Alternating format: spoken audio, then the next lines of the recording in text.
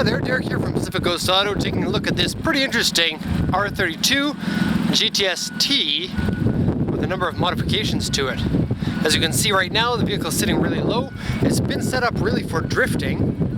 It's got quite a few modifications, like for example, front mount intercooler, various engine, drivetrain, suspension, some interior things switched, and going to be exported to the USA as soon as the next vessel comes. Now it's got the original RB20 inline 6-cylinder turbocharged engine. It's got aftermarket front pipe kit, Apex I intake, blitz boost controlling set, adjustable height and dampening on the suspension.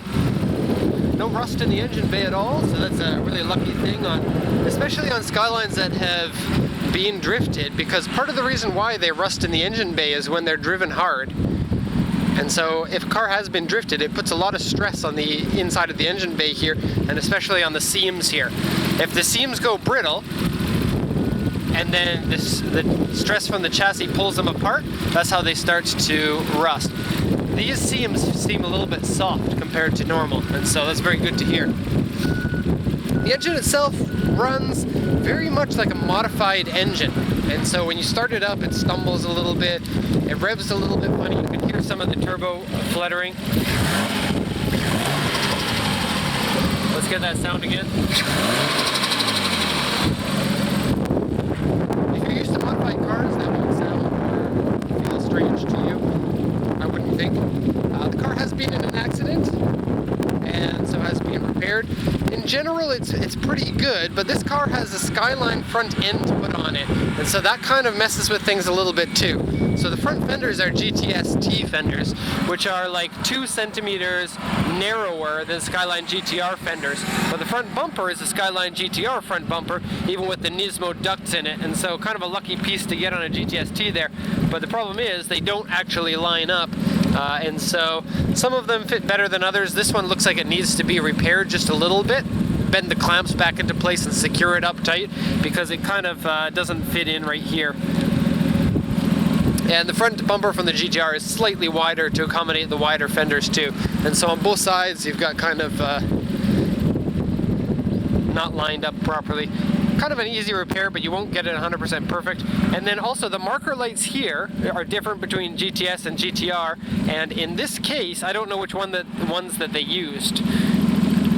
And so they're not put in there properly, they're wiggly, and they have been taped into place. And then you can see there's things like a gap here in the bumper. And so this bumper really needs to be set up better. It's not too difficult to do that, and will make a big difference in the looks of the car.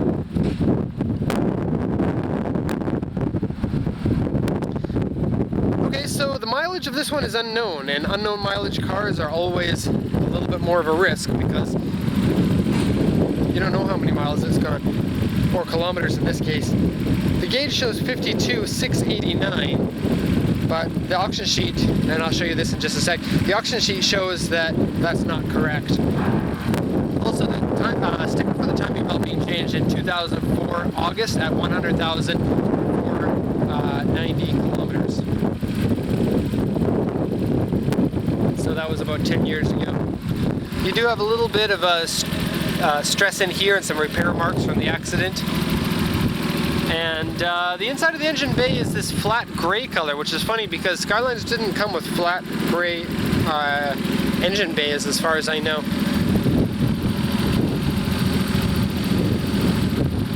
So a little bit strange there. I could just be wrong about that. So license plate mount on the side here with just holes drilled into the bumper. Okay, let's look at the auction sheet. I'm going to close the hood here.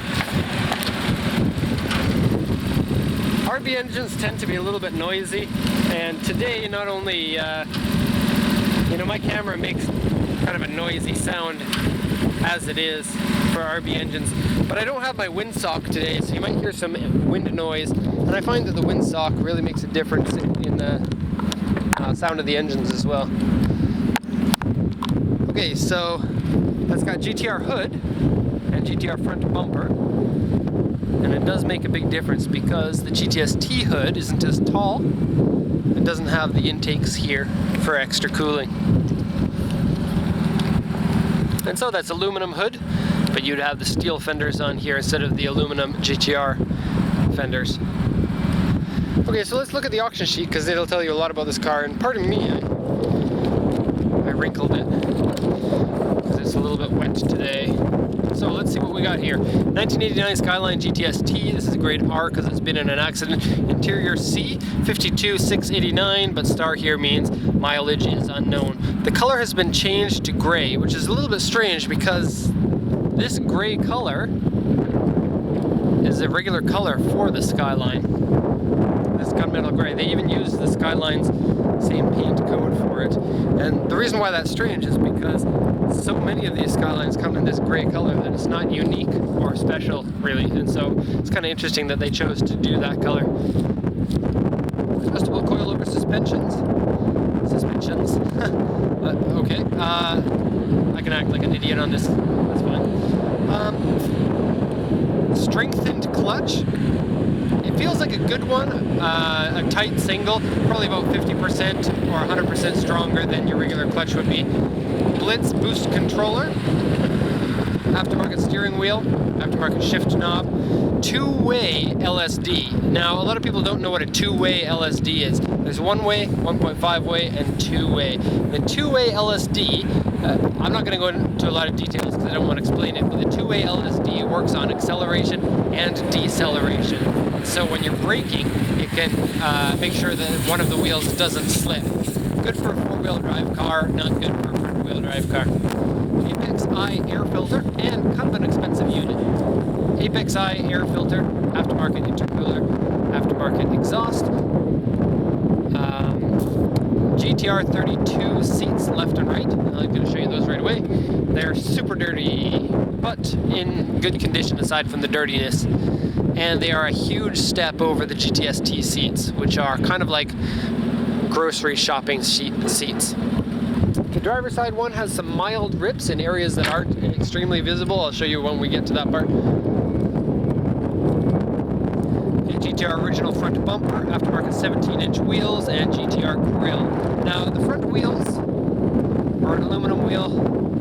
They're not in great condition. The offset and the height of the car is extremely low, extremely aggressive.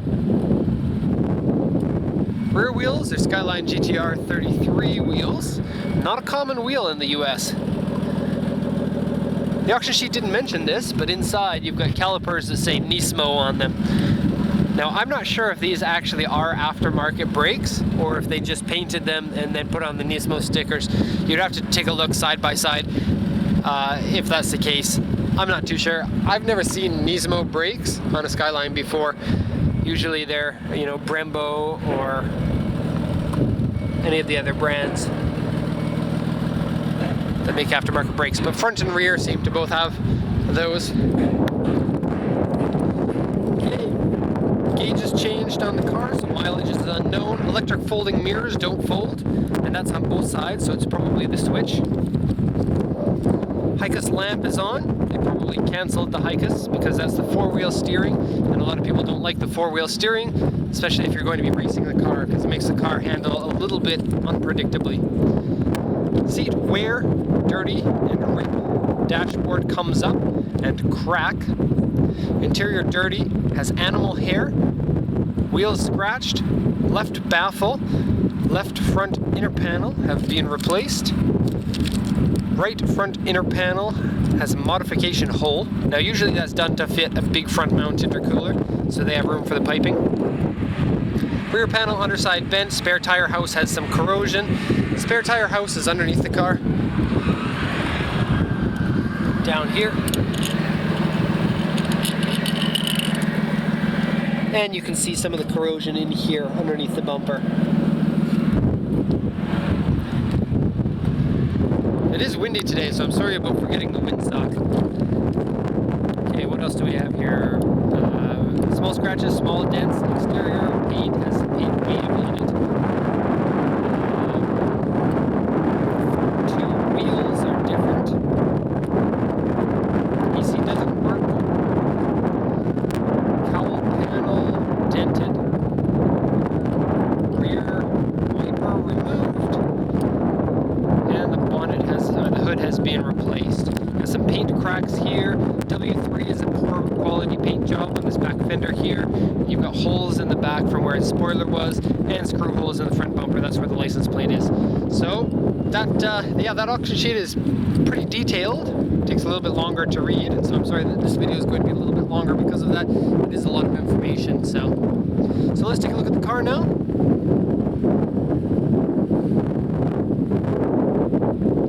I did drive it around the port a little bit here, actually the other day as well. I think that it was okay. It certainly is a car that you could use for street driving if you wanted to. It is really, really low, and so you might want to boost that up a little bit. In fact, it feels really strange being that low in a Skyline, because I've driven so many Skylines. It really has a Sylvia feel to it. Makes the car feel smaller. The engine is very ready to go when you want it to go, and the response is good when you're driving it, so it makes it feel good. It does stumble a little bit, but that could be down to the modification. There could be some parts that need to be repaired. I'm not too aware of exactly what it needs without looking at it in more detail, and I'm not a mechanic, so I just go by the information I know about the cars.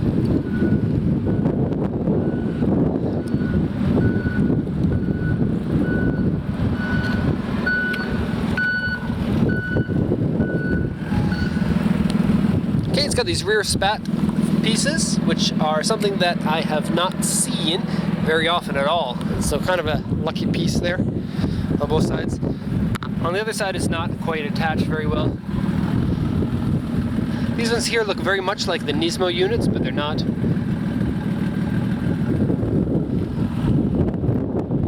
Holes in the back for where the spoiler was. Can be easily fixed by putting on a GTR wing on the back. Rear wipers here, not here I should say. That AC is on, so you can hear the engine come and go. You got a little bit of a peel here in the gasket. I would put some sealant in there if I were you, because that's a popular place for those to peel. And maybe put some conditioner on it to make that rubber soften up a little bit, because that's what the problem is. The rubber gets hard and it shrinks. This is something that I've talked about on a lot of the cars before. This rubber gasket cracks, and you can take it off so that you just get this flat chrome. And if you take all the glue marks off of it, you can make it look a lot better than this one does. But I'll show you, because this car actually has the same thing on the other side. This is what it looks like when it cracks. Okay, it's been radiation inspected. All the cars have to be. Okay, let's look inside. Door cards have a little bit of wear, not too bad. Really just dirty. It's got a really cool D1 spec. It says D1 spec. Steering wheel. Seats here. GTR seats are lovely, lovely seats. Better than your low-grade Recaro aftermarket seats that so many people have. Here's the rips that they were talking about. Now you could repair those with just some stitches in there, but the thing is you can't really see them when you're getting into the car because they're on the inside here. A little bit of some wear in here and in here, but GTR seats are a win overall. This is the pattern of the GTS-T. Just that very normal feel and look. Okay, the dashboard is missing some things like an air vent here, as well as some plastic that goes around here. This one here is a boost controller that isn't attached to anything, it's just kind of sitting there. Big tachometer. It doesn't look like it's reading though. I think the tachometer is broken. I think I checked in the other video, but I shot that other video last week. Yeah, so I'm revving the engine here. It's not making a difference there. So, I don't know, maybe bad wiring somewhere. Probably shouldn't be too difficult to fix. Now the auction sheet says that the dashboard is cracked. As far as I can tell, the only cracked part is this air vent up here, which is not terribly noticeable. Like so many Skylines, it's got dashboard lift right here. This has got a little bit of peel here where this doesn't completely line up. It's warped just a little bit. Got some ashes in the ashtray. Inside of the car smells of cigarettes. Not an awful lot. I've smelled far worse cars. top secret shift boot and matching e-brake boot. The power steering works really well, and actually the steering is very nice and tight, which is a good thing on a car that you know has been tracked before. Oh, and part of the reason why we know this car has been tracked is because take a look at the rear tires. They are pretty messed up. See here, there's complete chunks missing in places. Because of the two-way rear diff, it's one of those diffs that catches really quickly and really strong. And so you just give it a little gas while you're turning and you're going to spin those tires. So be careful driving this, especially in the rain. Okay, like I said, this part here doesn't quite line up. It's missing a little insert that goes in there. This is, I believe, a short shift kit. That wasn't mentioned on the auction sheet, so nice little bonus. You've got your very non-GTR-like headliner, which is a little bit strange because, you know, we don't buy a lot of GTSTs. A lot of people think that, you know, you can get the GTST or the GTR about the same ease, but there are plenty more GTRs than GTSTs out there. You can hear there's a little bit of an exhaust leak. It sounds like it's right near where your feet are, right where the front pipe meets the rest of the exhaust. I'm going to show you a engine rev. It is a really deep sound, so unless you've got a subwoofer, you won't be able to hear all of it. I think it's a pretty good sounding engine aside from that exhaust leak.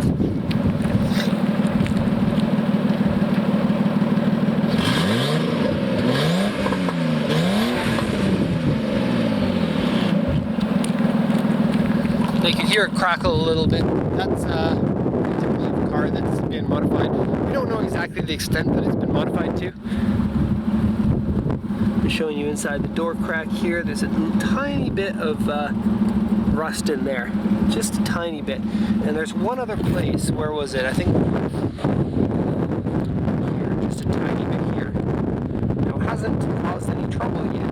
Really, you're going to want to brush that down and then paint over it so that's not a continuous problem. I think I've been shooting this video with it on the wrong focus mode.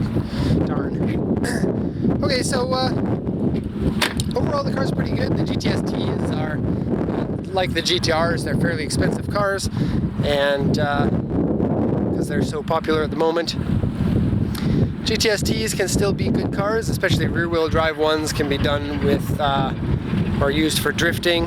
They are a pretty popular car here for drifting, so there's always going to be demand for them in pretty much every sort of condition.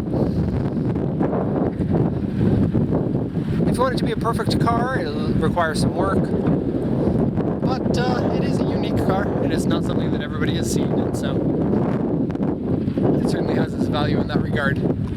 So that's going to be the end of the video. Thank you very much for watching, and have a nice day.